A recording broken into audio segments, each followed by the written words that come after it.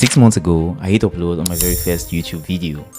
I had no idea what to expect, but I was full of excitement, hope, and just enough ignorance to think, hey, this might be easy. Fast forward to today, 192 subscribers later, and I've learned a few interesting things about YouTube, myself, and how not to go completely crazy on this journey. In this video, I will take you through my first 6 months on YouTube. I'll share the highs, the lows, and some mistakes I really wish I did not make. Month number 1. I got 21 subscribers, my very first audience. People left some really encouraging comments, and for a brief, fleeting moment, I thought, this is going to be easy. Why don't more people do this? Spoiler alert, it is not easy. Here's my first mistake. I told all my friends and family about my channel. I basically made them subscribe, and while they did subscribe, shout out to you mom, they didn't really watch. This gave me a false sense of progress, and honestly, it kind of sucked when I realized that my most loyal subscribers weren't even clicking on my videos. It's kind of my fault though. This brings me to the lesson of the month. Don't build your channel on the backs of family and friends. It feels great at first, but they're not your real audience. Focus on people who are genuinely interested in your content. Month number 2. I started experimenting, trying new styles, and honestly, just having a lot of fun. I loved making, learning, and sharing. It felt like I was building momentum. But there was one tiny problem. I became obsessed with YouTube Studio. I was checking my analytics every 10 minutes, refreshing the screen, hoping to see views and subs magically multiply. Spoiler alert, they did not. The obsession was not healthy. It distracted me from what really mattered, making good videos. So my lesson for this month was to stop checking my analytics every 10 minutes. It doesn't make your channel grow faster. Focus on making videos you're proud of and the numbers will follow. Eventually, I guess. Month number 3. It was kind of a tough month, although I gained 45 new subscribers, but I hit a slump. I started copying what worked for other creators, thinking if it worked for them, it will work for me.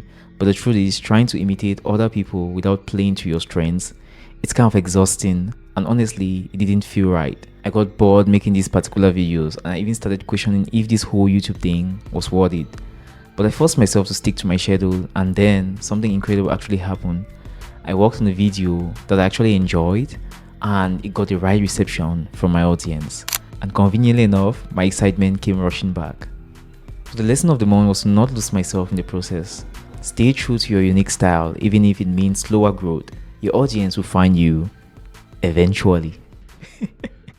Eventually. Month number 4. By the 4th month, I had gained 22 more subscribers and started experimenting with passion projects, making videos that felt fun to make. I began discovering my strengths and weaknesses as a creator and started thinking more and more about my niche and video style. Month number 5. It was a rough month. I gained 16 subscribers, and for the first time, one of my videos completely flopped. Almost no views, no comment, just silence. I remember staring at the analytics, feeling like I had failed.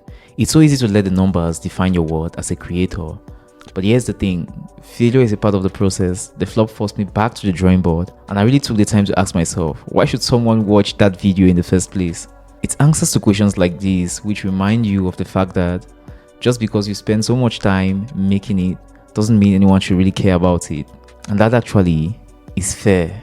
So my lesson for the month, don't let low views or bad analytics define your journey. Failure is just feedback. Which is why these days, when a video flops, I just return to the drawing board to make something better. Month number 6.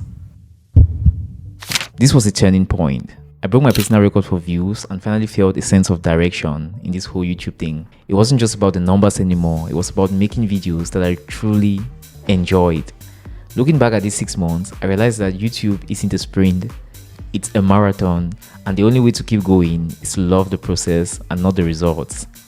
This 6th month of YouTube also gave me the chance to really look back at all the support that I've been getting from loved ones ever since I decided to embark on this process.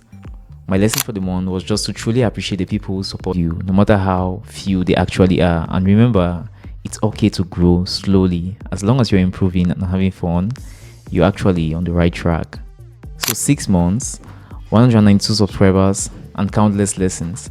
Making these videos is something I'm actually beginning to enjoy more and more as time passes, and having fun while making them is honestly the only formula to keep you going amidst very slow growth. Besides, after getting feedback like this and support like this from the ones close to me, it's quite safe to say my permission to quit has been denied. If you're just starting out, remember, focus on your unique strengths, enjoy the process, and don't let the numbers control you. And to my 192 subscribers, I say thank you. You've made this journey really worth it. Happy New Year. So thank you for watching, and I'll see you on the next one. Bye bye.